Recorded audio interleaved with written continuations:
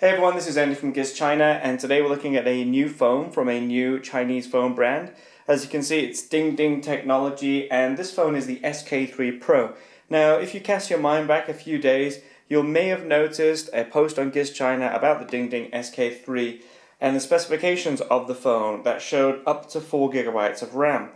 Now, this phone here doesn't have 4GB of RAM, but it is basically the same design, similar specifications, and we can hope that they will release the 4GB RAM version.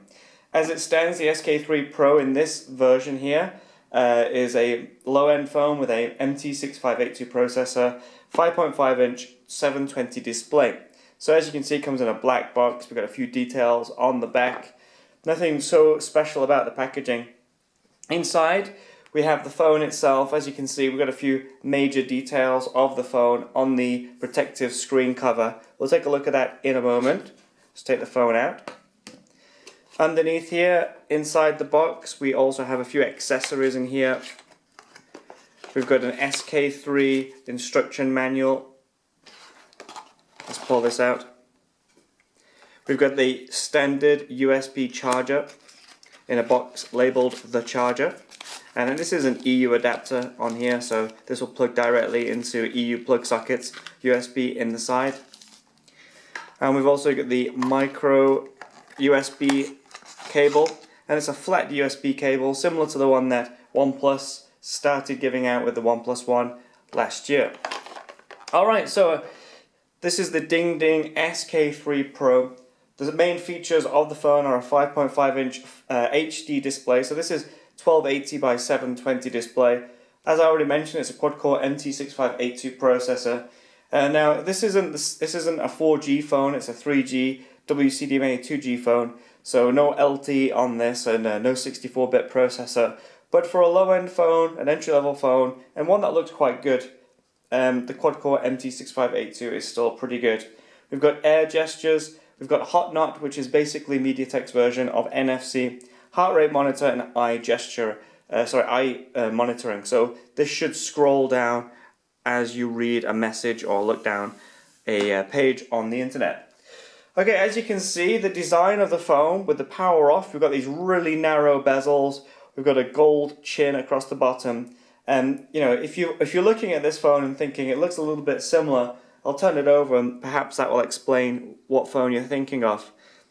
You can see we've got the same sort of style and design as the LG G3. We've got a dual LED flash here, heart rate monitor on the left, got this rear facing camera, power button and a volume rocker, an external speaker.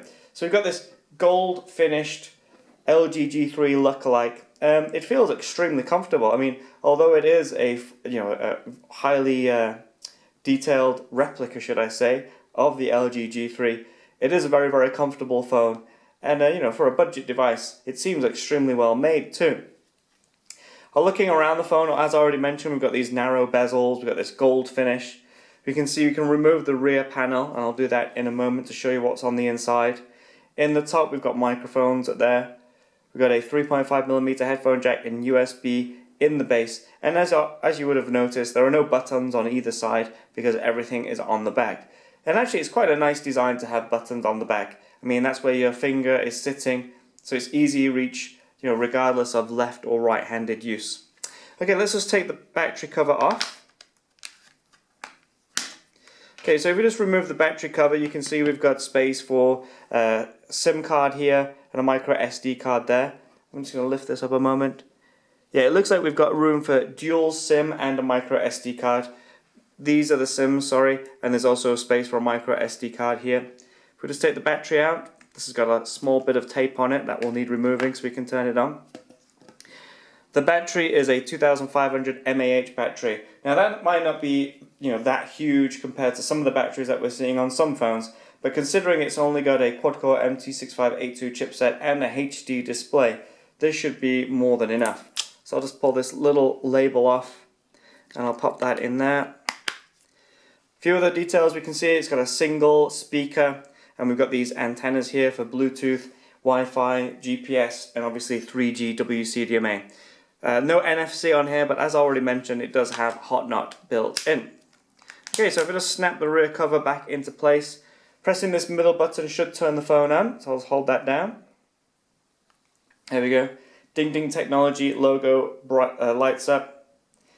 And as you can see, even with the screen on, there's no... One moment.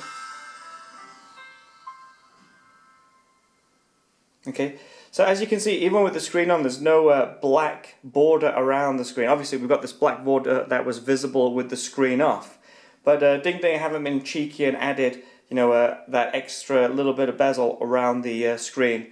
So some phones we've seen in the past have looked like they've had quite narrow display bezels on either side of the display. But when you've turned them on, we found that the actual screen had an extra black bezel around. That's not the case with the DingDing SK3 Pro. So this is your lock screen, quite a standard looking lock screen. It's quite strange to see that the text is in black. Perhaps this is something that can be changed. And swiping the screen unlocks it. So as standard, I can already see we've got a few bits and bobs already installed as standard. We've got Twitter already in here. We've got Google Maps, Gmail. You can see we've got on-screen controls for the navigation. This is the home, back, and we've got the menu button there. And that will also take us to the most recent